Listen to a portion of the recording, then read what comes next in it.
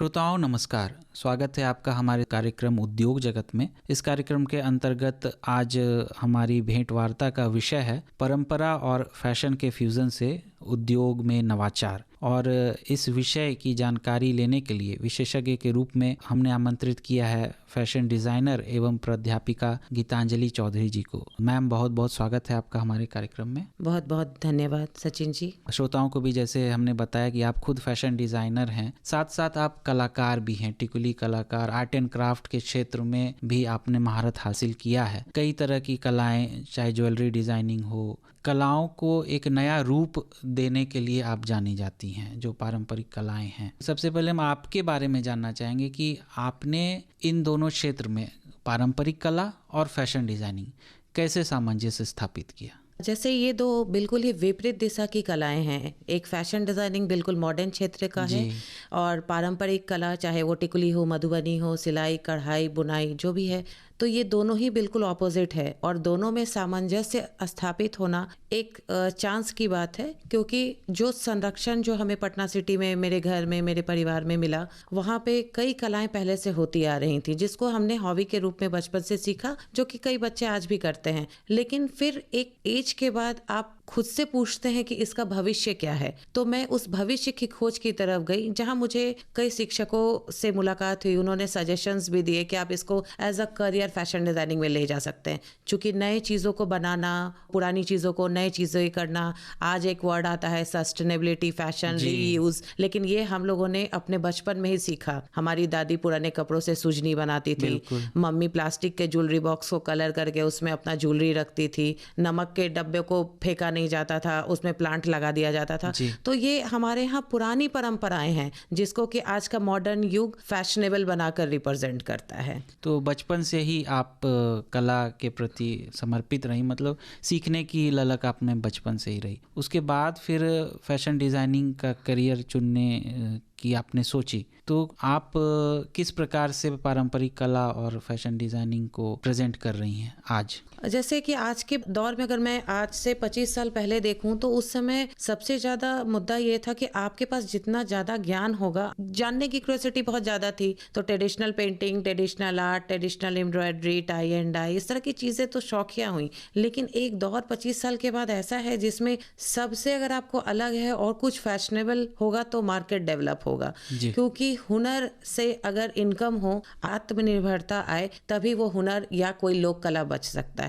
तो यहाँ आज के दौर में हर चीज़ का एक अलग ही प्रारूप है। लोग पसंद करते हैं आज लोक कलाओं को, उसके ऊपर खर्च करना चाहते हैं। गवर्नमेंट के कई ऐसे सपोर्ट हैं जिससे कि एक्सपोर्ट में भी जाता है। तो ये एक बहुत अच्छी पहल होती है कि आज के दौर में लोक कला को बचाने की बात नहीं की जाती है। लोक कला को बचाने के लिए कई फंड्स और कई फ्री सेशंस भी कराए जाते हैं। जी, तो ऐसी कौन सी कलाएं हैं जो अभी फिर से रिवाइव हो रही हैं? आप उन कौन कौन सी कलाओं पर काम कर रही हैं और इसमें क्या क्या तकनीक लगती है? सबसे पहले तो मैं आपको बताऊंगी कि मैं एज अ टिकुली आर्टिस्ट पिछले 25-26 सालों से काम कर रही हूँ। तो टिकुली कला को मैंने कई क्षेत्रों में लाया है। उसको 25 साल पहले ही मैंने कपड़े पे लाया, दीवार पे भी लाया, ज्वेलरी में लाया। तो धीरे धीरे करके हर हाउस होल्ड आइटम्स पे लाए। सबसे बड़ी बात मैंने ये सोची कि लोक कला लोगों तक क्यों पहुँचेगी और कैसे पहुँचेगी। पहुंचने का मुद्दा यह है कि रोटी, कपड़ा और मकान, ये हमारे एसेंशियल चीज़ हैं। अगर हम इन चीज़ों को लेते हैं तो उसके बाद आता है हाउस होल्ड आइटम्स, क्योंकि कपड़ों का फैशन कभी ट्रेंड से नहीं हटता है। तो कोई भी चीज़ आप थोड़ा इनोवेटिव, और कोई पुराना कपड़ा आपका हो गया तो आप उसको इनोवेट करने के लिए उस पर कोई भी तरह का पेंटिंग आप कर लीजिए, वो थोड़ा आपका यूनिक हो जाता है। तो ये सब चीज़ों को ध्यान में रखते हुए फैशन डिज़ाइनर्स ने फोक आर्ट को चूज़ किया कि फोक आर्ट भी बचे और हमारा फैशन भी अपडेट हो। जी, और इस बहाने कलाकार भी अपने आप को जोड़े रह सकें। और सबसे बड़ी बात है कि जितने भी विश्व के कलाकार हैं उनको बहुत अच्छा इनकम सोर्स मिला। सब लोग भले पढ़े लिखे नहीं हो, लेकिन अगर अच्छे एक आर्टिस्ट हैं तो उनका एक जीवन चलाने का, धन उपार्जन का एक महत्वपूर्ण अध्याय शुरू होता है, जरिया बन जाता है। जी, तो इस प्रकार से हम देख सकते हैं कि लोक कला जब फैशन के साथ मिल जाता है तो युवा भी उसको पसंद करना शुरू कर देते हैं। बिल्कुल बिल्कुल, क्योंकि कई बार जब वो थोड़े ट्विस्ट और थोड़ा फ्यूजन के साथ मिले तो युवा भी उसको पसंद करते हैं। अच्छा, जीन्स पर चलो मधुबनी पेंटिंग वाला टी शर्ट पहन लेते हैं, या महिलाएं, लड़कियां खास करके दुपट्टा, ये तब ये ये फैशन चल जाता है। फैशन फ्यूजन करने से पारंपरिक कला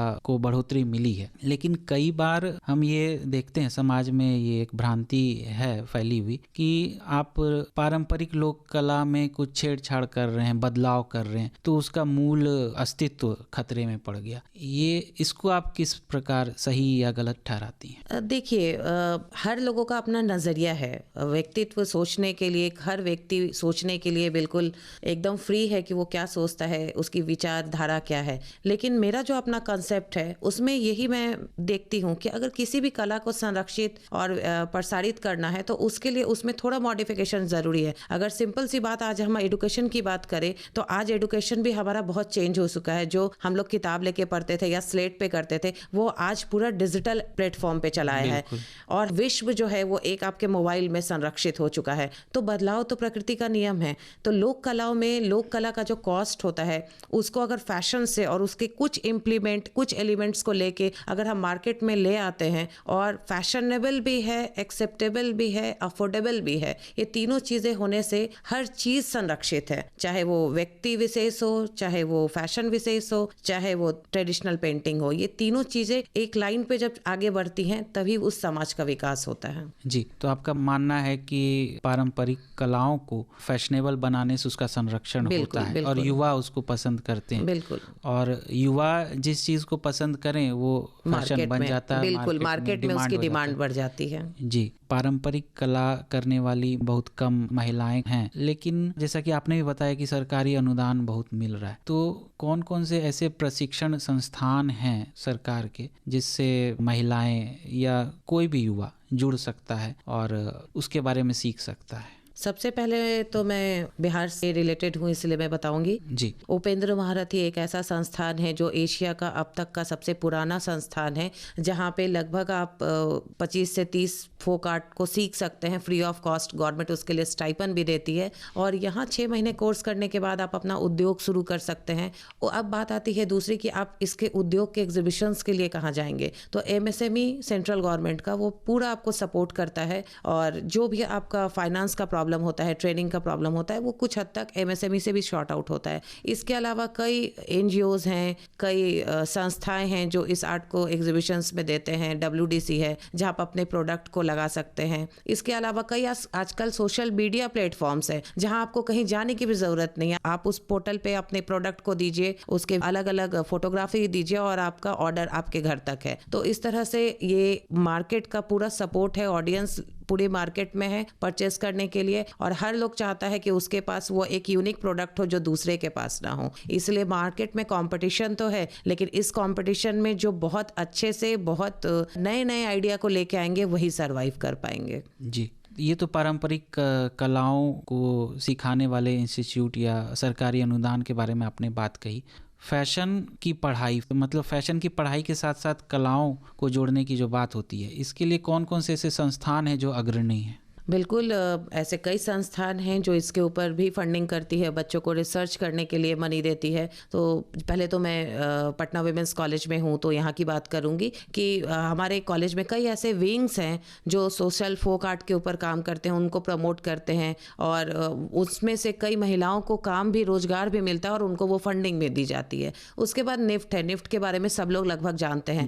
निफ्ट के एक कोर्स में ही इस चीज़ को, ट्रेडिशनल को, पेंटिंग को रखा गया है, जिसमें आप फ्यूजन आर्ट स्टाइल में इसको कैसे लाएंगे, क्योंकि एक डिज़ाइनर बनना अपनी दायित्व है, लेकिन एक फोक आर्ट को बचाना उन बच्चों का सोशल एक्टिविटी के अंतर्गत इस पार्ट को रखा जाता है ताकि वो आम जीवन में जीने वाले लोगों के साथ जाके मिले, उनके परेशानियों के ऊपर काम करे और उनके लिए उनका भविष्य कैसे संरक्षित हो सके, कैसे वो उस आर्ट पे काम करें। क्योंकि हर जितने भी अपने भारत में स्टेट हैं उसमें हर स्टेट में लगभग अनगिनत फोक आर्ट है और उन सब आर्ट को बचाने के लिए निफ्ट एक बहुत अच्छा कार्यक्रम करता है बच्चों के साथ, जो उनका क्राफ्ट रिसर्च वर्क होता है। जी, तो क्राफ्ट रिसर्च वर्क के तहत निफ्ट के बच्चे कलाओं को सीख भी रहे हैं और फैशन में लाने का प्रयास भी कर रहे हैं। जी, और साथ ही उनको जो आर्टिजन्स हैं उनको डायरेक्ट पोर्टल पे लाने की भी कोशिश करते हैं वो लोग। जी, उनके लिए चैनल्स बना के। जी, तमाम प्रशिक्षण संस्थानों की भी बात आपने बताई कि कहाँ कहाँ हम प्रशिक्षण ले सकते हैं और अपना उद्योग बढ़ा सकते हैं। सरकार की एक पहल है आर्टिजन्स को, जो कलाकार हैं उनको पहचान देने की। वो आर्टिजन कार्ड क्या है और इसकी प्रक्रिया क्या है, कैसे हम इसको बनवा सकते हैं? आर्टिज़न कार्ड जैसे हम लोग आधार कार्ड या वोटर कार्ड है, वैसे ही एक आर्टिस्ट, एक उम्दा आर्टिस्ट है, एक अच्छा कलाकार है, उसका वो कार्ड होता है जिससे वो ऑल ओवर इंडिया में तो, और इंडिया से कभी कभी वो बाहर भी जा सकते हैं। उनको कोई भी जो स्टॉल मिलेगा वो फ्री ऑफ कॉस्ट होगा। इसमें सारा बेयर करते हैं गवर्नमेंट। आर्टिज़न कार्ड के कई प्रोसेस हैं जिसको कि वस्त्र मंत्रालय अपने अकॉर्डिंग करता है, भारत सरकार जी।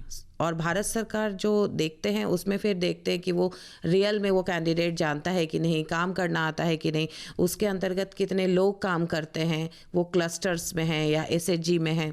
और ये सारा इंक्वायरी बैठने के बाद उनको वो आर्टिज़न कार्ड प्रोवाइड किया जाता है ताकि वो कहीं भी जाएंगे तो उनको लोन की भी प्रॉब्लम नहीं आएगी। ये उनका एक प्रमाण पत्र होता है कि वो एक अच्छे उम्दा कलाकार, उम्दा आर्टिस्ट हैं, हुनरमंद हैं वो। जी, सरकार की ओर से वो रजिस्टर्ड कलाकार। ये ऑनलाइन भी पोर्टल पे मिल जाता है, वस्त्र मंत्रालय पे। इसका वेबसाइट आप देखेंगे, मिनिस्ट्री ऑफ टेक्सटाइल आप चेक करेंगे तो वहाँ पे आपको मिल जाएगा। और आप artisan card, how to apply artisan card भी करेंगे तो वहाँ पे वो ऑनलाइन पोर्टल भी आपको दिखेगा। और ऑफलाइन में कहाँ अप्लाई कर सकते हैं? ऑफलाइन में आप वस्त्र मंत्रालय में यहाँ पटना में अप्लाई कर सकते हैं, जो कि दिल्ली के वस्त्र मंत्रालय से कार्ड बन के आपके एड्रेस पे चला आएगा, या तो पटना के वस्त्र मंत्रालय में चला आएगा।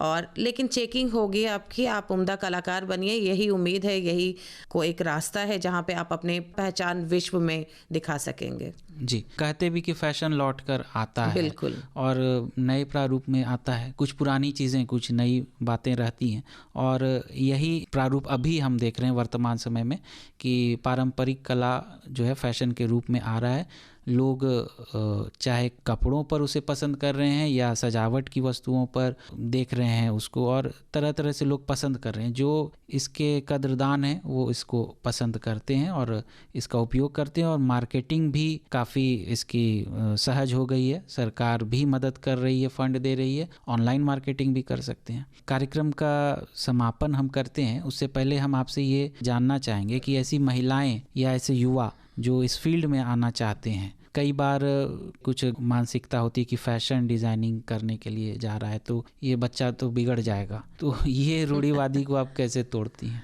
देखिए, सबसे पहले समाज में इस बारे में बताना बहुत ज़रूरी है कि फ़ैशन की परिभाषा ही लोगों ने गलत ले ली है। जी, फ़ैशन कभी ये नहीं सिखाता है कि आप वल्गर कपड़ा पहनिए, वल्गर मेकअप कीजिए। फैशन कहीं ना कहीं समाज के एक लिविंग स्टैंडर्ड को बताता है।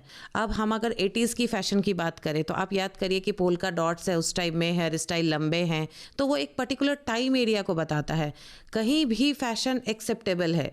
जी। और हम लोग आज क्या करते हैं, फैशन डिज़ाइनिंग पढ़ना एक अलग। मैं बताऊं कि as a fashion designer, fashion designing बाकी सब्जेक्ट्स के कंपेयर ज़्यादा इंटरेस्टिंग है और ज़्यादा टफ है, क्योंकि इसमें आप एक डिज़ाइन कैसे बनाते हैं यहाँ से लेके एक उस डिज़ाइन को आप स्केच कैसे करेंगे, गारमेंट का कटिंग कैसे करेंगे, और फाइनली आप उसको आउटकम निकाल के ड्रेस कैसे बनाएंगे और ड्रेस पहनेगी कैसे मॉडल, यहाँ तक आप लेकर के जाते हैं। तो इतना आसान तो है नहीं कि आप 4 लाइन में उसको लिख देंगे। लेकिन हाँ, सोसाइटी में ये भ्रम बिल्कुल पैदा हो गया है कि फैशन डिज़ाइनिंग पढ़ना बहुत इंटरेस्टिंग चीज़ है, और इनको जब आप पढ़ेंगे तो आपका जो ये कंसेप्ट है फैशन को लेकर के कि वल्गर है या अच्छा नहीं है, और ख़ासकर मैं मेरे वैसे श्रोताओं को बताना चाहूँगी जिनकी बेटियां, जिनकी बहुएं गांव में हैं और वो कुछ करना चाहती हैं और अच्छा सिलाई कढ़ाई या पेंटिंग करती हैं, वो ज़रूर आकर के किसी भी विंग में फ़ैशन डिज़ाइनिंग में एडमिशन लीजिए। कई सरकारी संस्थाएं भी हैं और कई ऐसे भी हैं जहां फ्री होता है, या फिर कई ऑनलाइन पोर्टल्स भी हैं। तो कई ऐसी जगहें हैं जहां आपको मिल ही जाएंगी, लेकिन पहले आपको ये प्रण करना होगा कि आपके समाज में ये भ्रम जो है पैदा किया गया है लोगों के द्वारा, वो आपको तोड़ना है। जी, तो परंपरागत कला और फैशन को किस प्रकार फ्यूज़न करके हम उद्योग की दृष्टि से नवाचार कर सकते हैं, एक इनोवेशन कर सकते हैं, इस पर इतनी महत्वपूर्ण जानकारियां आपने दी। श्रोताओं, हमारे साथ स्टूडियो में थी फैशन डिज़ाइनर और प्राध्यापिका श्रीमती गीतांजलि चौधरी जी। मैडम, आप हमारे कार्यक्रम में आई, इसके लिए आपका बहुत बहुत धन्यवाद।